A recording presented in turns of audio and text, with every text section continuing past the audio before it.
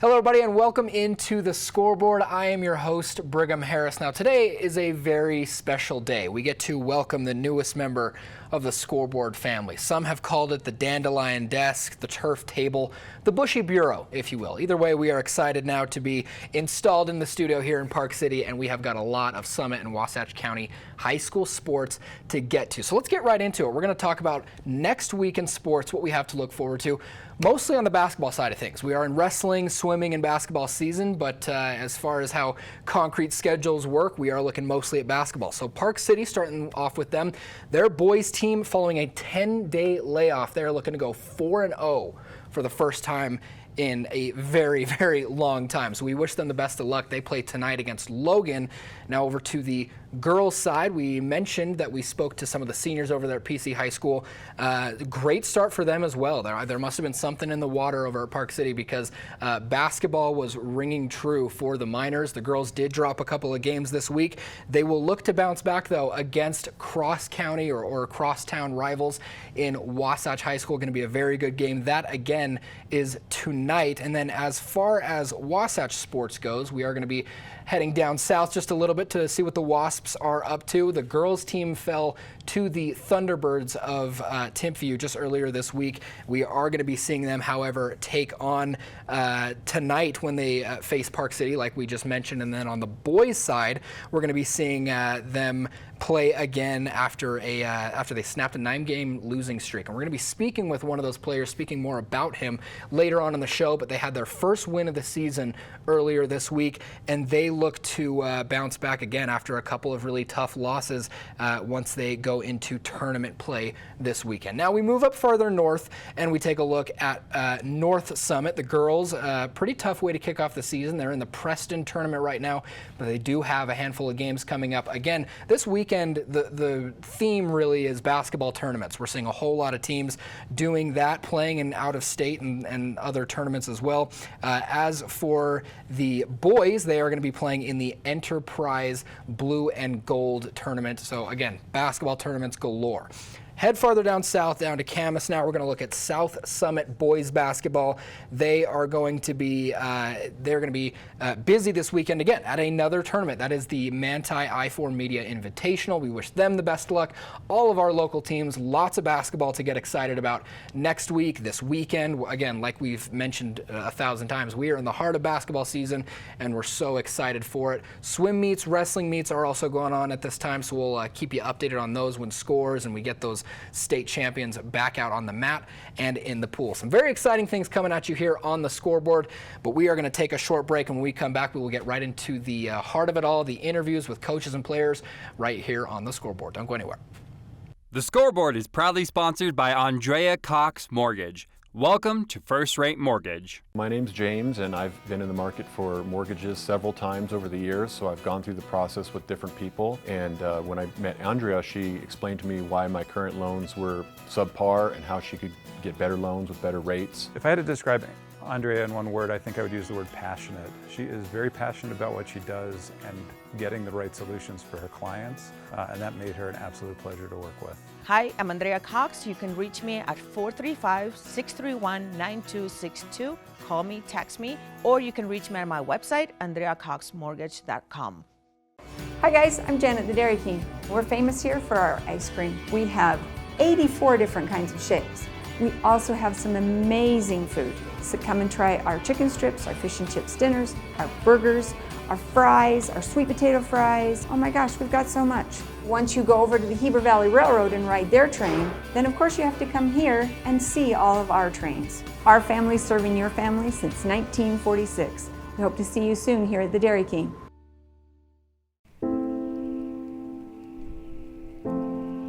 It starts small. A celebration of every detail. A smile. A singular passion. It's the smallest of details that add up to big differences.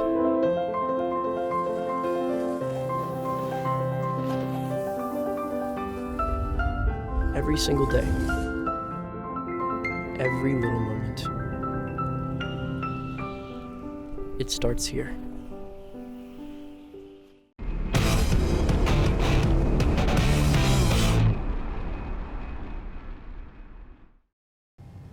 Hey everybody, welcome back to The Scoreboard. I am your host, Brigham Harris. Now, as promised, we're going to get into the meat and potatoes, so to speak, of this episode. We're talking wrestling with Park City High School, a dynasty in the making, and Stone Combs, one of the seniors there at PCHS, and he is really giving a run for their money to pretty much every other wrestler in the state. We got to catch up to his head coach and actually his father, Todd Combs, who is the coach of Park City High School Wrestling.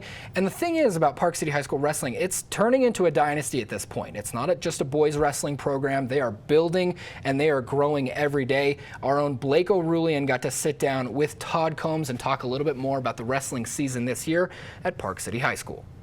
Coach, thank you so much for being here and sitting down with us today. So really quick, could you just give us a little overview of who you are and why you're the coach of Park City High School Wrestling? So I grew up in Maryland and started wrestling when I was in high school. I had a bunch of brothers and cousins that wrestled. They would grab us, whoever was next in line as a freshman, they would grab and bring you into the wrestling room and roll around with you and beat you up. Or it was at home, they'd grab you and throw you on the living room floor and wrestle around with you. So kind of grew up in a wrestling family. And as I got older to my senior year, I was able to win a county championship, win a regional championship, qualify for the state tournament for the third time. And so I just really loved wrestling. After my high school years, I went away from wrestling for a little bit, went to work, and then came back to my high school and coached for a little while and had some success there, winning a few championships, taking a wrestler and turning them into a state champion. He eventually went off to wrestle for West Virginia, and he was the second state champion that the school had ever had. And then I moved out to Park City. So you come from a family of wrestlers, and then you yourself wrestled. So to have the #1, Utah wrestler in Stone Combs, you got to be pretty proud of that. Yeah. So Stone being ranked #1 this year is a huge accomplishment for him. I'm super proud being his dad. And last year he had a real good season, placed third in the state tournament at 220 pounds. After the season, he continued to wrestle. Worked out with some guys down at UVU and qualified for a national tournament. We flew down to Iowa and he wrestled at that tournament where he placed 4th and earned All-American honors, which was a great accomplishment for his season. So speaking of that, you mentioned he's your son, you're his dad. Is it ever tough to kind of ride that line of between being a coach, being a dad, and when does he become Coach Combs? When does he become dad? Well, it's dad at home when we get on the mat. I'm really the biggest guy here to be able to wrestle with him now. So I become his partner, and I think he's coaching me at this point, just because of his how much he's succeeded and just his level of wrestling. I think I'm more of his wrestling dummy at this point than dad. So I get to switch hats, and when we're back at home, he becomes a respectful young man to his dad and his mom, and couldn't ask for a better kid. That's awesome. So yeah, you talk about the fact that you're probably the biggest guy here for him to wrestle with. So let's talk about the roster size a little bit. So you guys have currently 11 people on your roster, girls and guys. 7 guys, I believe, and it's 4 girls. Is that correct? Yeah, so we were able to add a few more in the last couple of days. So we added 3 more boys and another girl. So I think we're up to now like 10 boys and 5 girls. So very cool, very cool. So to get those wrestlers onto the team, they had to do some hydration tests, things like that. Can you kind of break down what that is for people who might not understand what a hydration test is, what these wrestlers go through to be able to compete? They have to weigh in, things like that. Yeah, sure. So back in the days when I was wrestling, you could cut weight how much ever you wanted to in a week. If you were wrestling at 120 and you wanted to try to get down to 105, you could cut that weight to get down there. Years back, they introduced the hydration test, which is a good thing for wrestlers.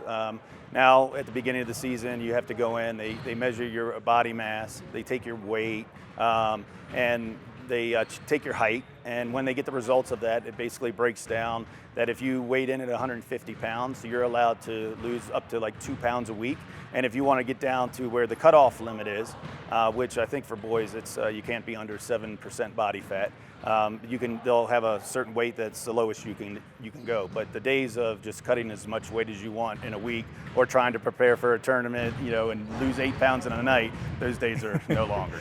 So really quick, for the people who might not know, how does that even happen? You talk about this hydration test. What does hydration have to do with cutting weight?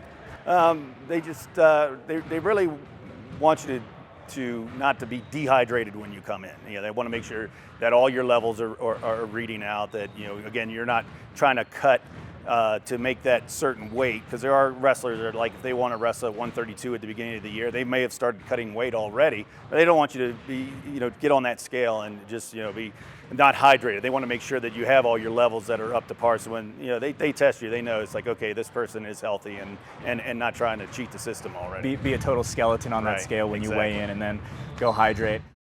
Blake, thank you so much. The second half of that interview is coming at you right here, so don't go anywhere. We'll be right back on the scoreboard.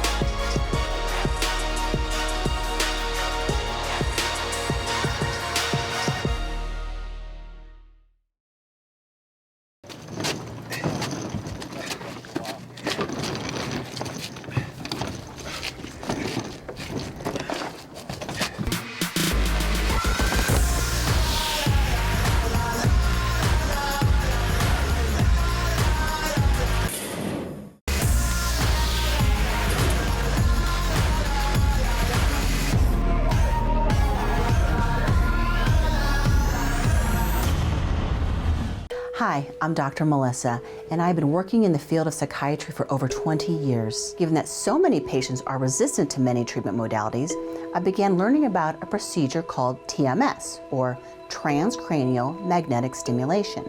In my clinical experience, I've run into several patients who are treatment resistant to some of the modalities that we currently use to treat depression, anxiety, and so many other things. That's why I learned more about TMS. TMS is a non-invasive treatment that treats specific regions of the brain involved in mood, anxiety, and thinking abilities. And I love that TMS is well tolerated by most individuals and has very few side effects. My mission as a doctor is to walk with you towards your unique wellness goal. Contact our office to learn more and find out if TMS is right for you.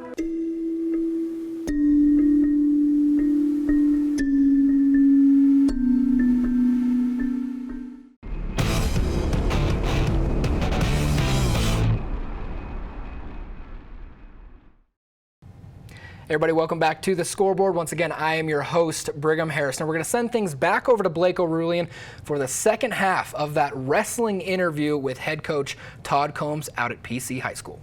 So you talked about, back in your day, you could lose 15 pounds in one night. Could I ask you how much you used to cut maybe overnight in a week's time? How much you would cut, or how much one of your family members would cut? 8 pounds in 2 days. I had wrestled at the 170-pound weight class. So beginning of the year, I would start at 185, and by the time the first match would come, the season would start 3 weeks before our first match, and you'd cut the weight to get down. And those were the old days where you could wear sweatsuits and roll yourself up in the mat, and there were just extremes that you could go through to lose that kind of weight. So with our program, I want people to be healthy. I want them to eat. I'm not concerned if you want to cut some weight to go down to a lower weight class, it's fine. But if you want to eat and stay where you're at, you can eat and stay where you're at. Right. Makes the parents probably feel a lot better knowing that their kid doesn't have to cut 8 pounds of weight during a school week also. So absolutely. Let's talk a little bit, we talked a little bit about Stone. Can we talk a little bit about Annika and Jared as well? Third place in the state last year for Jared, and then Annika was runner-up, I believe. Is that correct? So Jared was 6th place last year, and he's currently ranked 15 overall at 120 pounds. Annika was state runner-up last year at 106 pounds in the girls division. It was the first year for sanctioned girls wrestling in the state of Utah, and currently she's ranked 2 in the state. Again this year at 106 pounds. So I'm looking for big things out of them this year. I'm hoping that Stone, Annika, and Jared can all win a state championship. So with this 15-man roster, how do you get enough bodies? How do you get enough different people looking at Jared and Annika and Stone to get them prepped to face these other top contenders in the state? So we try to take them, and again, I'm wrestling with Stone. Some of the other coaches are wrestling with Jared and wrestling with Annika, and we kind of pull them in a little bit more, and because since they are the senior wrestlers on the team and they have the most experience, we keep them in a lot. So there's different partners that are constantly rotating in with them to give them a hard workout, and because of their knowledge of the sport, they're able to push the other kids as well. Yeah, how long have Annika and Jared been? Stone's been wrestling all his life, as you told me earlier. Stone's been wrestling since about 3rd grade. Jared, I believe, is about the same timeline because they both wrestled down at Wasatch together and in the youth program down there. And then Annika's probably been wrestling for 4 or 5 years. Very cool. So with that being said, you got the big three, the three-headed monster at the top. Who are some of the newer faces to look out for? Who are some of the newer faces that you're excited about as you see them grow and develop as wrestlers? On the girls' side, Corinne Lechford, she wrestled last year, so she's sophomore this year. She did pretty well last year, and so looking for her to really step up this year. On the boys' side, Jimmy Lechford, who's her brother, he's been wrestling for 4 or 5 years, and he wrestled for us last year. He's back again this year as a junior, so we really look for him to make it to the state tournament. That's a goal. And we've had a couple, and pretty much all the other kids that we've got in are first-year wrestlers, so we're just kind of coaching them up. How difficult is it to deal with someone who's been wrestling their whole life, a state champ, versus, or a state competitor, versus someone who's brand new, someone who's been only training for a week or two? So we take the approach just depending on what grade are they in. Are they a senior in high school, or are they a freshman? So if we have somebody that's a senior and it's like, hey, I wanted to try wrestling, I want to be a part of the team, we may only show them 4 moves, and we'll have our again, our senior wrestlers or our experienced wrestlers work with them on those 4 moves, drill it over and over and over again, and those are the moves that they're going to use all year long, because the season starts in November and ends in February. It's not really long, so you're only going to learn so much. And then if we have somebody who's a freshman, and we'll do the same process, but then we'll kind of break things down a little bit more, because they're going to be here for more of the long term. So we really want to drive home the basics to them.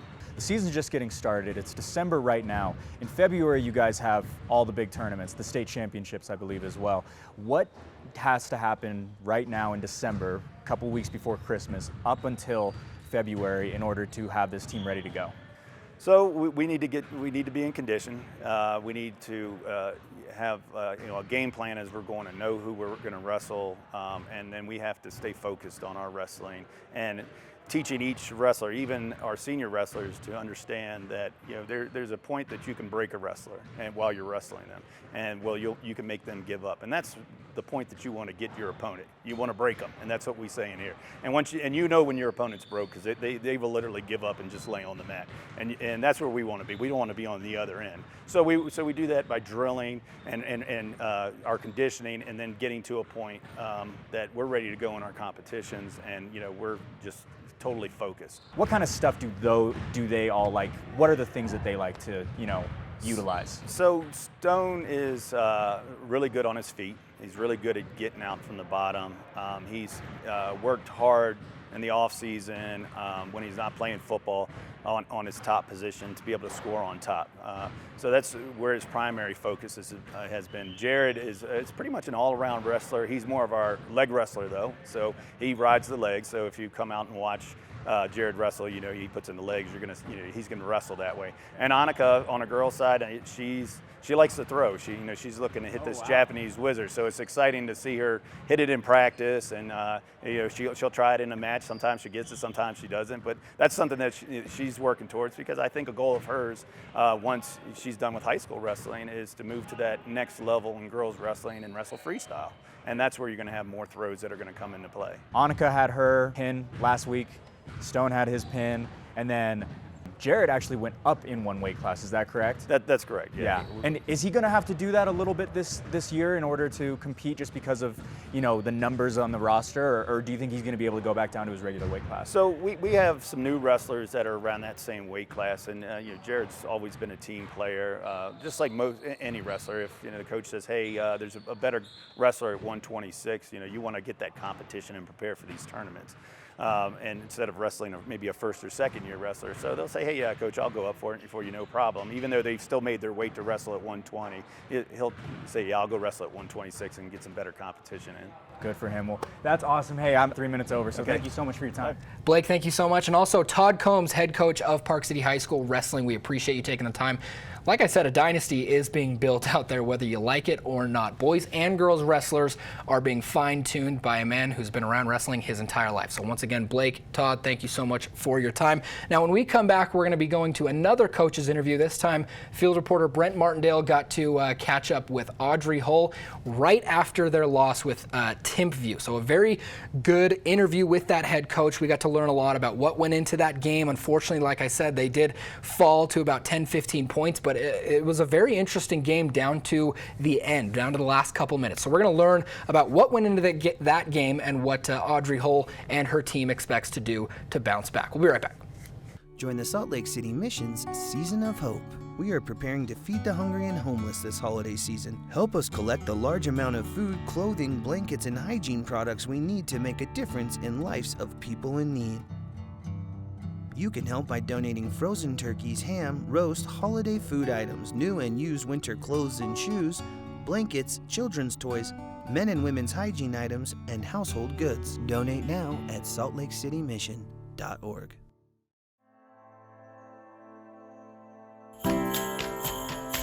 Hi, Josh. Hey, Little, are you ready for our tradition? Yes. Awesome, let's go.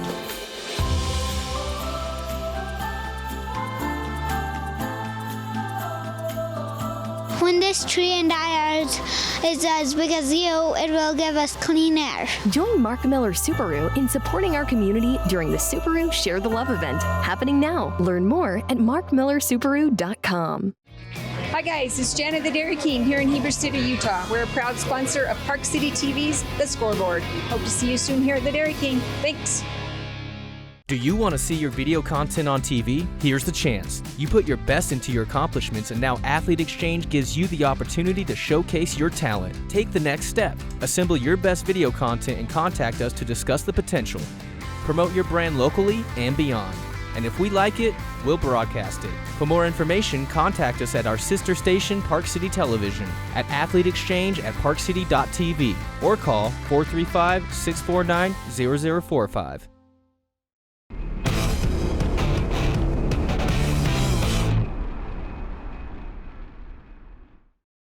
Hey everybody, welcome back to The Scoreboard. I'm your host, Brigham Harrison. We're going to send things directly over to our field correspondent, Brent Martindale. Got to catch up with head coach Audrey Hull of Wasatch Girls Basketball. Yet again, we are playing hoops here on The Scoreboard, and we are happy about it. Brent, go ahead, take it away. Hey everybody, we are with Audrey Hull, the head coach at Wasatch High School. Tough game tonight. The final score 51-35. Wasps losing to tough Timpview Thunderbirds. Audrey, thank you for joining us. Thank you. Tough game. What are your feelings coming out of this immediately after this really tough game?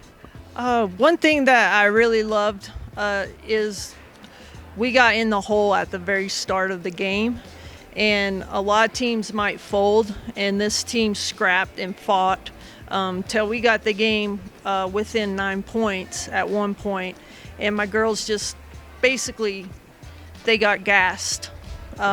And made a few mistakes, and Timpview got their lead back. But I was really proud of how they scrapped and just never gave up, just kept fighting the whole game. Score at halftime, 23-9. But as we mentioned some of the stats, you guys actually won the second half, 26-25. Tell me some of the players that you felt strongest about that were able to come out with that extra energy.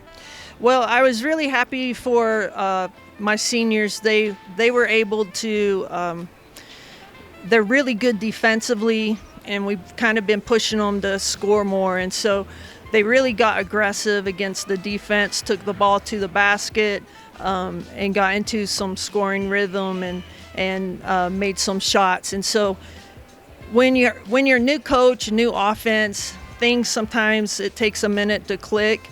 We kind of felt like this game we had breakthrough moment offensively with some of the things we're trying to do. So that's the next thing I was going to ask you is really tough preseason games like this. What did you come out of most with this tough loss, this tough game with Timpview at this time of the year?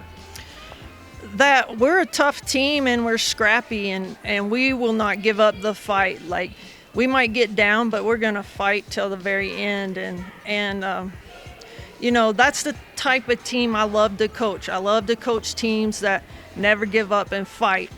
And then I believe our shots are going to start falling. The offense will get more smooth for us. And as that happens, I think we'll be a tough team to play. So kind of a winter tournament coming up and a couple things here and there. What are the teams like, and what do you expect coming up next? Well, it is an awesome tournament. We're going to play a lot of tough teams, and it's a 4-day tournament, so we're going to see how deep we can go. It'll be important that we do have a deep bench, and so they'll come into play in a 4-day tournament where we go one right after another, and I think that's going to be something in our favor throughout the tournament. But we're going to face tough teams again, and we got a few days to get ready for that tournament, so we'll see what we can get together and make some improvements and go back out and fight. What's an injury report, right, with the team right now? Are everybody pretty healthy going into this stage? Yeah, we're pretty healthy right now. We had some sickness last week with quite a few players, and so we're getting healthy again, and hopefully we'll stay away from sicknesses and the injuries. We've had some minor ones, but been real fortunate so far. Audrey Hull, head basketball coach at Wasatch High School girls basketball. Thanks so much for joining us, and happy birthday, by the way, Audrey Hull. Brent, thank you so much. And Coach Hull, we wish you the best of luck. Again, basketball tournaments galore this weekend as we are just making our way through the winter months. We've got basketball galore, swimming, wrestling, all of the greatest sports that we all love to talk about here on the Scoreboard. Now, we are going to be right back. We're going to take a short break, and then we are going to be introducing a segment that we have really never done before on the show. I'm telling you right now, you're going to want to see it. Stick around.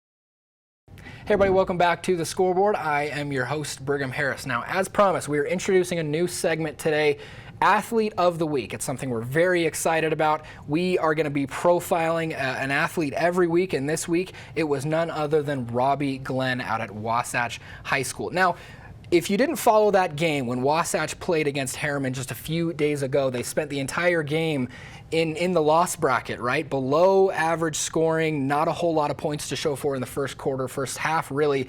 And then Robbie Glenn comes in and he shoots 3 for 3 from beyond the arc. Bit of a tongue twister, 3 for 3 for 3. Ended up scoring 10 points for his team and just propelled the Wasps past those Broncos at home. The first win of the season. I think that's where really the most important part comes from with this Athlete of the Week. Propelled his team to the first win of the 2021-2022 season. And it's really one of the most telling things you can find on a high school team is how do they get their first win? How do they battle back after their first win? Now, as we said, Wasatch boys basketball, they are going to be playing in a tournament this weekend. Lots of action going on with the hoops here in Wasatch and Summit counties. A lot of those teams going over to Salt Lake, some of them even leaving the state to go play basketball. But if you are looking for more sports content for Wasatch or Summit counties, or you have a good idea for a story, please let us know. You can go to thescoreboardnation.com to watch all our episodes, or you can email us at brigham@parkcity.tv or blake@parkcity.tv. We'd love to hear from you. As always, it's our dream to be talking about sports here. And if you miss the score, as Eric Sundblad says, you can always catch the Scoreboard. We'll see you next time.